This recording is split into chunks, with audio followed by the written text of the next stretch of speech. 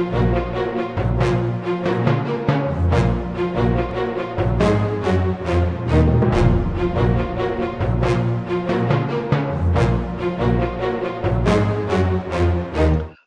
and welcome to Vodcast number 2 of the Southeast Asia Sales Competition, or SEASAC for short, with me, Colin Mackenzie of Edinburgh Napier University in Scotland, and with me today I have... Hi, my name is Bauer. I'm a lecturer and researcher at the University of Applied Sciences, Wiener Neustadt in Austria, and thanks for having me again. What would you like to talk about today, Alex? Well, we speak again about our work package 5 within the SEASAC, which is the evaluation of sales competitions. And the last time we spoke already about the evaluation of the Turku sales competition. And this time we speak about the evaluation of the first SEASAC, the first Southeast Asian sales competition in Thailand. And what sort of things did you explore? Yeah, well, the first part we would like to discuss is actually we interviewed lecturers, and about their perspective, how the students performed. And the lecturers we interviewed, they're all lecturers who participated in the sales competition and who also trained and educated the students at their home universities, which means they did the sales trainings. And what questions did you ask them? Well, I would like to share some slides with you to show you that, because I think that makes it a little bit clearer. First Southeast Asian sales competition. And you see it was in February 27, 28 in Thailand. And we figured already out in Turku that preparation for sales competition role play is the key.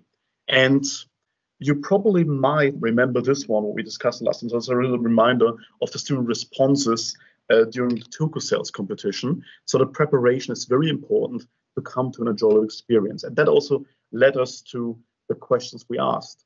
So the question number 1, we asked the lecturers, what was your impression of the SEASAC, the general impression? The question 2 was, how did you train your students? So especially methods, role plays, which courses, classes for the SEASAC participation students attend? And the question 3 was, which sales methods did the students use in the SEASAC? And what are the lessons learned for you from the first SEASAC? And what adaptations do you plan for your sales trainings based on the experience from the first SEASAC?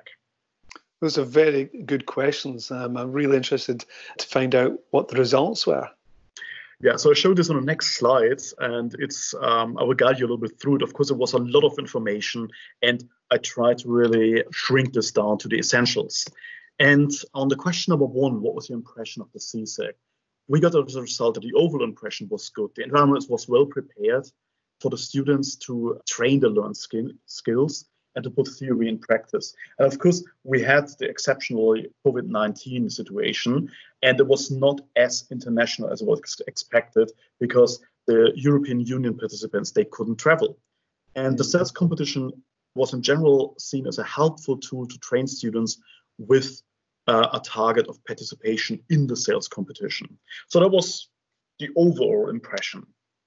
On our question number 2, that was our question, how did you train your students, especially methods, role plays, which courses, classes did they attend for the SEASAC participation? And the information we got was that the theory input was combined with around 8 to 10 sales talk sessions with an external buyer. So external buyer means the universities really invited real business women and men, and they were posing as a buyer. The training intensified very much in the week before the sales competition, and then they had a training sales talk, which was scheduled every day. And the methods trained were mostly spin selling and, to a much lesser extent, general negotiations and question techniques, plus some soft skills trainings. Spin selling. Colin, I'm sure you know the concept. Yes, spin. It's a famous talk and listening process by Professor Neil Rackham Huthwaite, where you identify the customer's needs through situation questions, pain or problem questions, implication questions, and then you have the needs pay off. In other words, you've identified the needs that solves the pain. Exactly. And most sales trainings were actually based very much on the spin selling, and they probably neglected a little bit of other possible methods. And which means the focus of the training session was very much to identify problems and implications from the customer, and it was not so much on closing a deal. So which means the focus was very much on the first part of Spin. And the conversations were stopped after a time limit of 20 minutes, and it was independently of further discussion or closing a deal.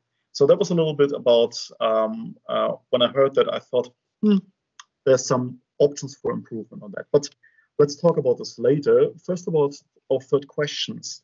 So that actually links to the information we got during question number 2. Which sales methods did the students use in the SEASAC? So results were the students applied mostly Spin as a technique, of course, because that was mostly taught and trained.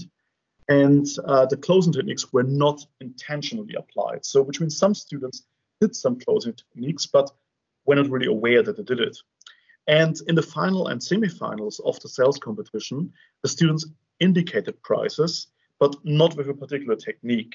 So which means for further trainings, this also gives us an indication what we could train in the future. And that leads us to question number 4. So what are the lessons learned from for you from the first SEASAC? So for you as a lecturer and as a trainer. And the results we split in 3 categories. So students, buyers, methods, and training. So on the student side, the respondents, all the lecturers, they were satisfied with the performance of the students in the first SEASAC and all the techniques learned in the trainings that were implemented, especially against Spin selling. For the buyers, the respondents said, well, they commented that the buyers were not consistent in the way they presented the case, so the sales case, and they were not well informed. So the buyers should be briefed more in detail for that. And the methods and training which were used there, again, we heard this before, most trainings focused only on Spin selling. Other methods should be trained for the future, like closing techniques, soft skills, presenting the price. That could be an option. And that led us to question number 5. So what adaptations do you plan for your sales trainings based on this experience? And the lecturers actually replied that the trainings should focus, besides Spin, on the negotiation skills, on soft skills, closing, price negotiation, and the pricing strategies. And at the moment, presentation trainings are held via frontal instructions supported by PowerPoint slides. So when they speak about presentation trainings, it's mostly presenting slides to an audience. And what I would like to do is to further improve students' performance, to focus a little bit more on public speaking and self-presentation, also especially in English. And this will increase also the performance for the next sales competition. And the students from the first SEASAC, they are planned to act as tutors for new participants to pass on the knowledge, which is a great tool. So which means the next generation of students who want to participate the next sales competition, they will have first-hand information from students who acted as competitors. And the amount of trainings in general was considered to be enough. So we had this 8 to 10 trainings through the semester, plus the very intensive sales talks, 1 per day in the week before the sales competition. So this was considered to be quite good. So that led us to some key conclusions. And we said as a key conclusion, so to look into all the interviews, we figured out that a more holistic perspective on sales should be given to the students. So let's say to see the big picture. An overview on sales is important for students' general understanding of the sales process and the sales talk. So not only to focus on the one single talk, I want to pass the only 20 minutes in this competition, but really to see the big picture here. And what we said already before is a key conclusion that the training should not only focus on techniques, so we should also have a look in future on general communication skills, leading the talk, a general perspective on solution-based selling could be also implemented.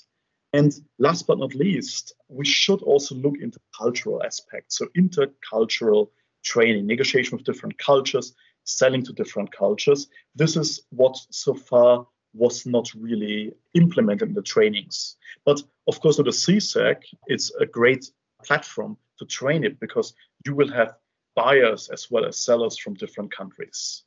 So that was a short overview on this one. I will just stop sharing my screen now. And Alex, I think that's really interesting. I think we could almost make a vodcast out of the answers out of question 4. We could have a discussion vodcast on that to expand on that. Were these answers from the lecturers, were they uniform, or did some lecturers have different views, or did they consistently share the same views? It was actually interesting that the lecturers consistently shared a similar view. So they all agreed that the amount of trainings were sufficient, but they also said, is there something else we can train? Because the methods were so much focused on spin, but not on others. So they were all consistent and said, well, let's do different methods. Let's have a look at the closing techniques, pricing techniques. And what always popped up again, that they said we should do more training also in English, because still some students who don't have English as a first language, they still feel sometimes a little bit reluctant to now starting selling and also having a small talk in English. So they said that was what came to the idea of the presentation and self-presentation. So I would say just general conversation skills and feeling comfortable to speak in a foreign language about yourself, about day-to-day issues, and of course about your sales offer. So Alex, that's the perspective from the lecturers. What about the students? Well, the students were thrilled as well. So we did also research among the students, and that would be another topic for another podcast, basically, and I would like to do that. But I can tell you already, students were thrilled. They enjoyed the experience, and a lot of students said already they want to join a next option for a sales competition as well. That's fantastic. So if you'd like to find out about that, viewers, then please subscribe to our YouTube channel. Alex, as per normal, thank you very much. Fantastic. Really informative. Really appreciate you coming along today. Thank you. You're welcome.